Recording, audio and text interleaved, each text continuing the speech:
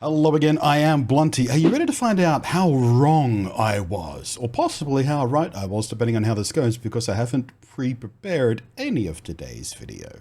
So, about 1,030 odd days ago, I made a series of videos about Monster Hunter Rise, which was then about to launch. I based a lot of my videos off the demo experience, which I loved to bits, but most of these videos were published a couple of weeks before the game actually launched, so I had a limited amount of test space to try out the ideas I was trying to communicate. But the idea was to teach people about Monster Hunter, teach newbies about Monster Hunter from a newbie's perspective, as someone who was just learning about the game themselves and wanted to share what I was learning with other people. So I was doing the harder work, condensing down what I was learning and giving it to fellow newbies. I thought it was a pretty good idea, and so did you guys. They were very popular videos. The one watching today got like 50,000 views, which hooray. But with the current explosion of Monster Hunter World, and some of the advice I give in this video we're looking at today should apply to World, if I was right about my advice. Someone asked me last night, do I stand by the advice I gave on weapon choices for newbies? Because one of the big questions is, out of the 14 different weapon types in Monster Hunter, at least in current Monster Hunter games,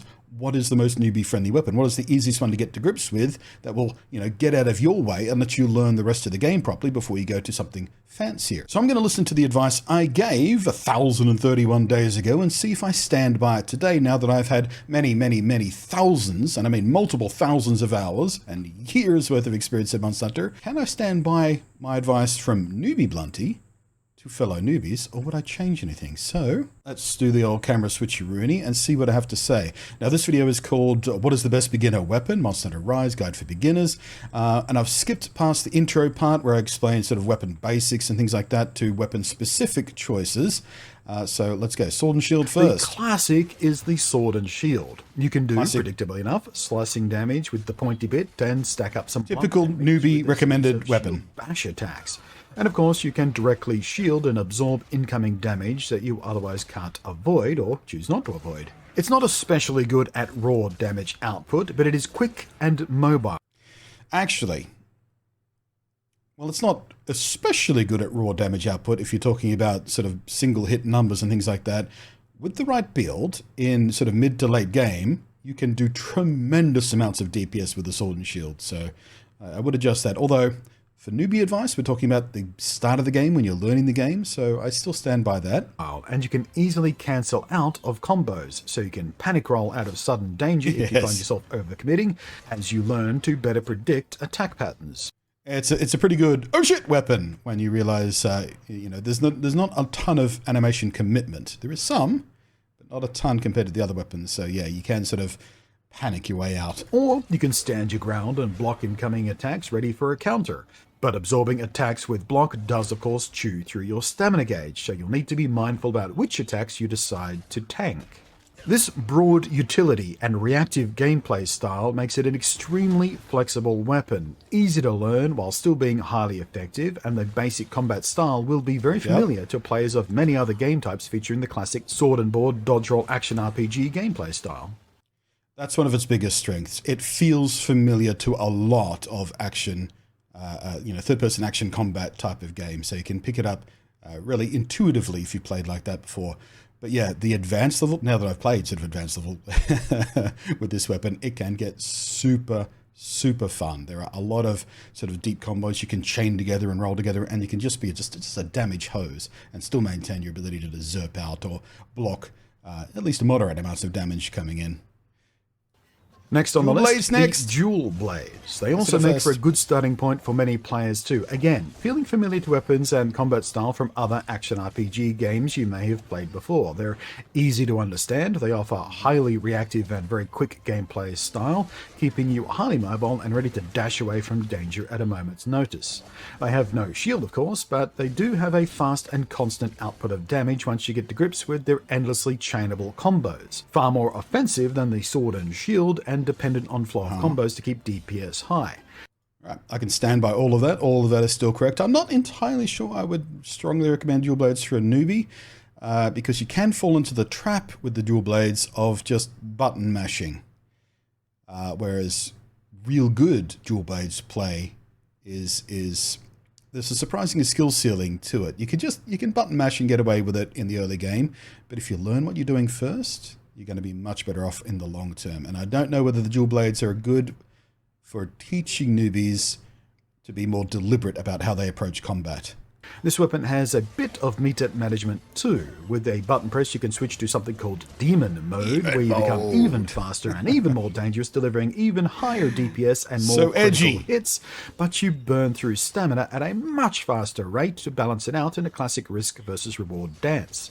The rapid DPS potential make them very good at status inflicting, because of course more hits. I was wondering if I remembered to mention that. To proc effects, that's just the way the math works. So while you're not necessarily doing massive damage numbers, you can cause all sorts of issues for the monster you're fighting. And Alright, yeah, I still stand by that. They are very good at elemental stuff and status stuff. I think I only mentioned status there, but elemental is a big key factor as well.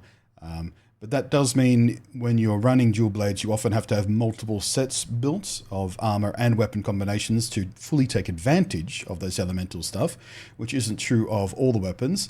Which is that newbie friendly? I don't know. It means you're going to be farming a lot more, which is a lot more fights, which means you're going to get better at the fights. So perhaps with some of the more acrobatic combos, like screaming down the entire spine of a monster like a human circular saw, they are very cool looking and dramatic.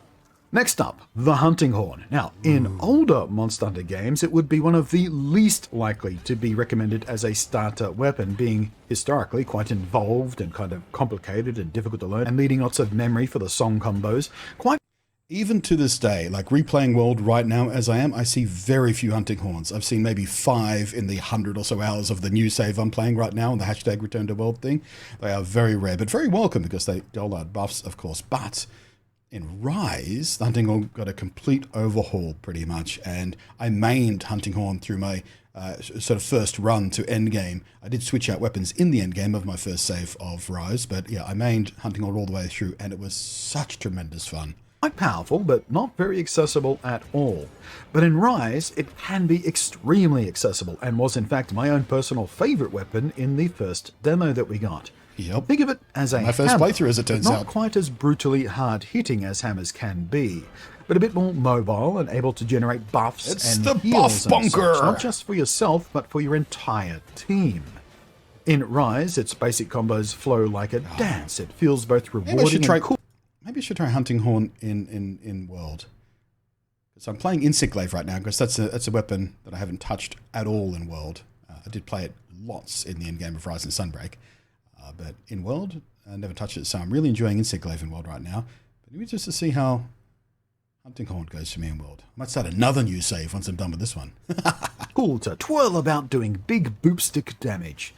There's no shielding, and when the weapon's out, you'll be relatively slow on the ground, so you will There's no shielding, but oh my god, is there a lot of iframes in the right moves. Woohoo! need to be thinking forward a bit more than the sword and shield or the dual blades when it comes to your positioning and when to commit to a strike or a combo. Yeah. But as a beginner weapon, in Rise, it's easy to pick up and go, easy to understand, and although we don't know much about this yet, there's every indication it will have quite a wide progression path in mid to late game, including, many think, an alternate mode to go back to the more complex and high-skill gameplay style from Monster Hunter World and previous game. As it turns out, sort of it got that. In Sunbreak, we got some switch skills which let you do a slightly more traditional hunting horn gameplay style. But yeah, the deliberateness of this and the slowness and the commitment that it took for the attacks and things like that, I think turned me into a better Monster Hunter player very quickly. Because you really had to learn when your openings were, where your opportunities were, to take full advantage of this weapon. And I think that did turn me into a better hunter a little more quickly than perhaps Sword and Shield might have. But dancing about like a combat rock star, doing big bashy damage and supporting your team at the same time, well, feels pretty damn good to me. It really does. But if you're a player who fancies more ranged gameplay, either the light bowgun or the bow are very good choices for you to start out with. Fairly similar in range and effectiveness and mobility to one another, both will keep you mid-range so you can stay out of trouble easier as you learn your way around the various monster patterns of movements and attacks. Both are pretty low on single hit damage output, but they are fairly consistent as well. And you can use special ammo types for inflicting specialized damage, like piercing and explosive blasts, or putting monsters to sleep or poisoning them, Or in the case of the light bowgun, you can plant a shell on the ground and bait the monster into it for some nice big explosion damage. But if you do like being a ranged player, I suggest trying both out on at least a few real hunts each, because on the surface level their style and positioning feel quite similar, but past that they start to diverge in how they're most effectively used. See that? So one might... Sorry, I'm getting distracted by the gameplay. I've baited him into a couple of those little mines a couple of times. I love doing that. I have played light bowgun extensively in Rise since then, many hundreds of hunts, and I did a full playthrough of base world with the light bowgun on PlayStation sort of mid last year, late last year, and had a bunch of fun doing that as well. Between the two, I would probably recommend light bowgun as a little more accessible, because the bow has a little more finesse to positioning, really, and you got to learn how to dash dance properly, which is a special kind of technique you have to learn to really take advantage of the bow. But yeah, I can stand by all of that. I think that was pretty good advice still. Might appeal more depending on your personal tastes for positioning, speed, damage types, range, ammo management, things like that. Or maybe you just think bows are cooler than guns. Whatever. I mean, that's fair enough too. The bows do have some style points that sort of the light bowgun doesn't. But those 5 weapons would be my choices, my suggestions for absolute newbies to start out with. Something for the taste of nearly every core playstyle. It's some fast, defensive, heavy, and ranged.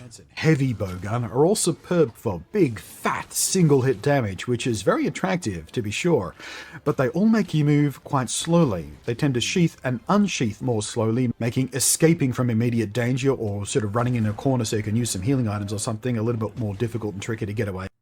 Man, before Sunbreak launched, I did a whole thing where I did at least 100 hunts on every single weapon in Endgame Rise, and the Greatsword was one of the ones that I didn't take to as quickly. It took maybe at least 20 hunts before it started to really click with me.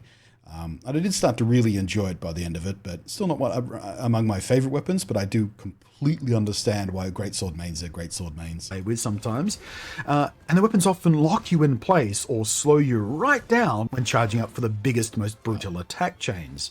And they all have playstyles which frequently include committing to a combo or charge which can't be cancelled out of, leaving you very vulnerable if you're not highly familiar with monster attack patterns and skillful positioning.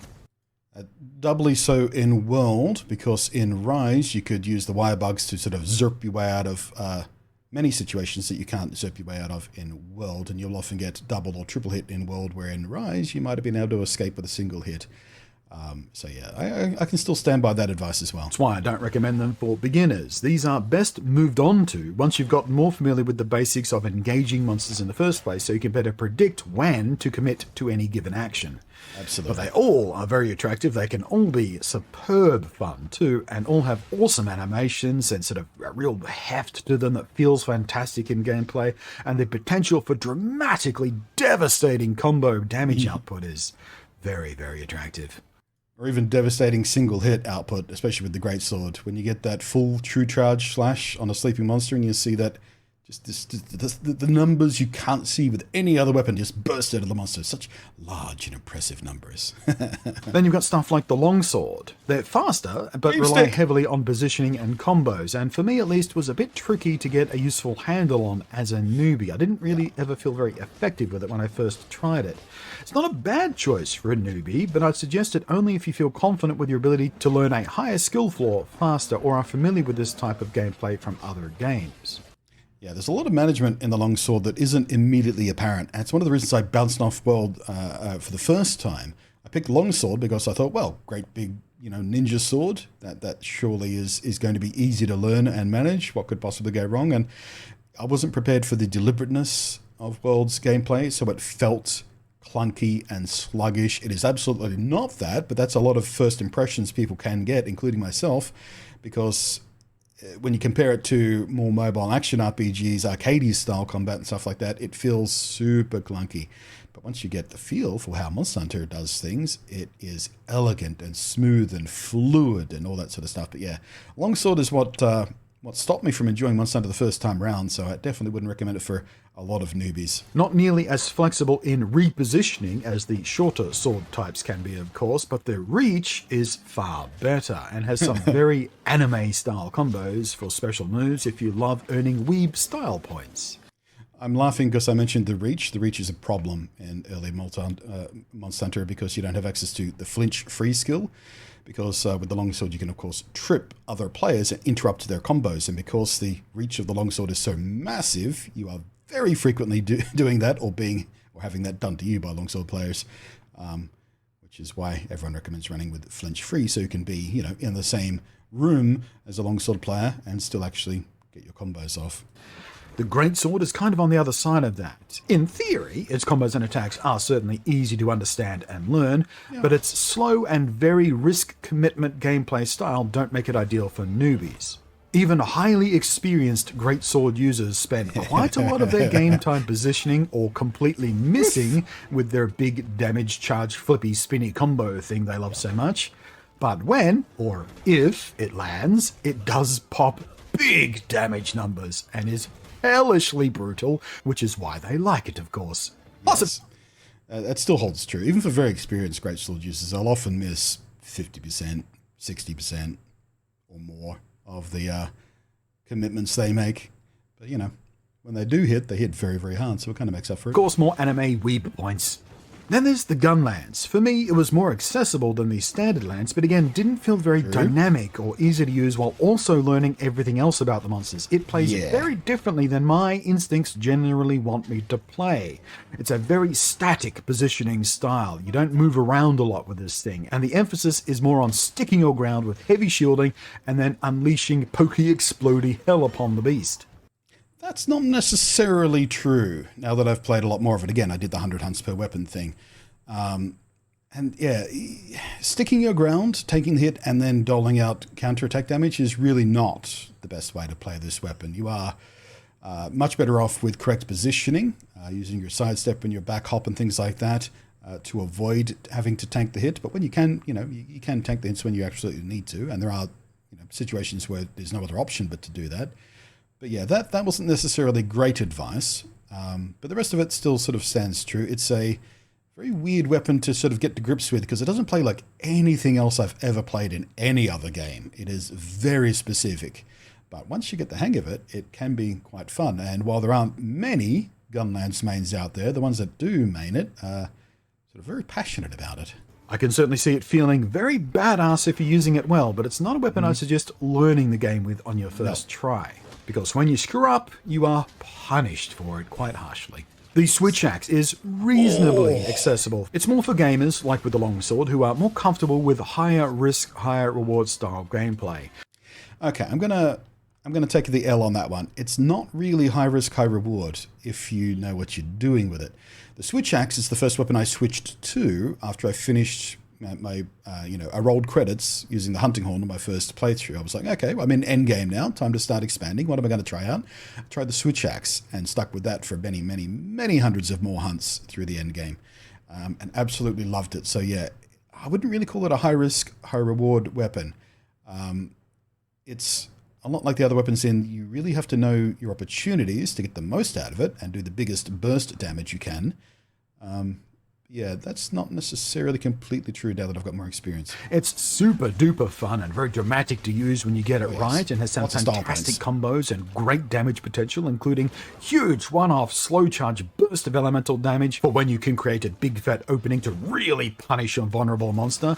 But it also has two, almost kind of 2.5 really, different kinds of meter management to keep an eye on to use it to best effect. And again, for a newbie, also trying to learn just how to survive. I'm not sure what I meant by that. 2.5 different kinds of meter. Because you've got your sword charge, and your elemental. You know what? I don't know what I meant by that. 2.5 different kinds of meter.